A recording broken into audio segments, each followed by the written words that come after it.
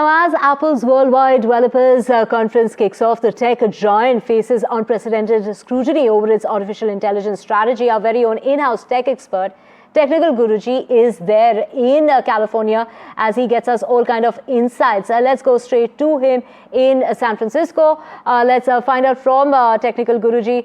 Gaurav, can you highlight the key launches that Apple has talked about today?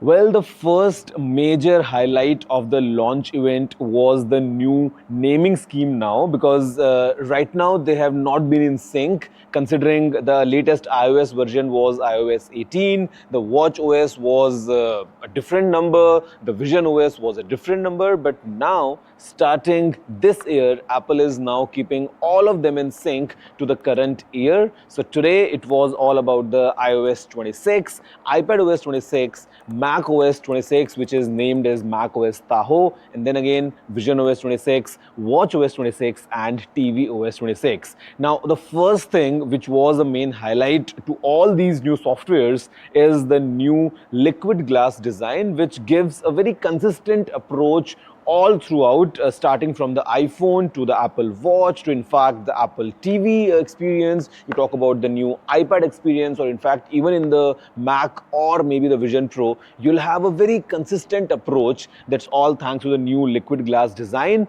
Apart from that, we have had some great improvements in Apple Intelligence. Talk about live translation for messages or calls. Well, it's pretty useful. At the same time, now we have visual intelligence to search for stuff which is present on the screen. So I think everything combined, lots new updates coming in from Apple. Well, Technical Guruji joining us from Cupertino in California. Well, just break it down for us in terms of the new features we can expect, post updates, whether it's the iPhone, also when it comes to the iPad or even the Mac.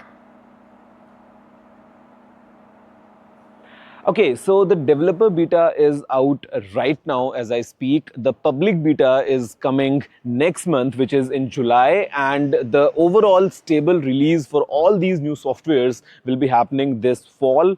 You can expect the launch of the new iPhone and maybe the new Mac products in October, or if they're not coming, then still we'll have all the softwares out by this fall.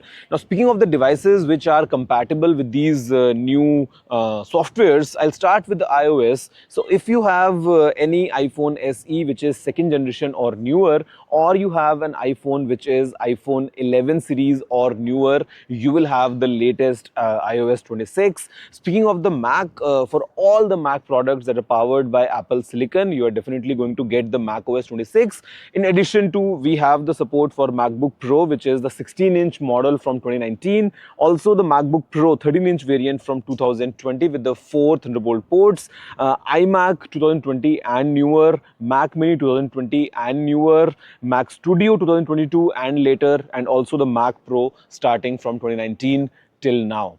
Speaking of the iPadOS, again, all the Apple iPads with Apple Silicon definitely getting this in. At the same time, we have the support for iPad Mini 5th generation and newer, iPad Mini which is coming with the A17 Pro chip, iPad 8th generation and later, iPad in fact with the A16 chip as well, iPad Air 3rd generation and newer, then again iPad Pro 11-inch, first generation and newer, and iPad Pro 12.9-inch, third generation and later. Speaking of watchOS, basically Apple Watch SE second generation and all the Apple Watches starting Apple Watch Series 6 till date, whatever the models are available, and visionOS of course comes to the Vision Pro. So I think pretty extensive list in terms of supported devices. And okay, if you have an older iPhone or an older Mac or iPad, you might not receive the latest update, but then again I think it's very extensive from Apple in terms of the supported devices, and yeah, it's a pretty detailed list. Right, so Technical Guruji, a lot to look forward to as far as an Apple fan is concerned. Thank you so much for joining us all the way from Cupertino in California.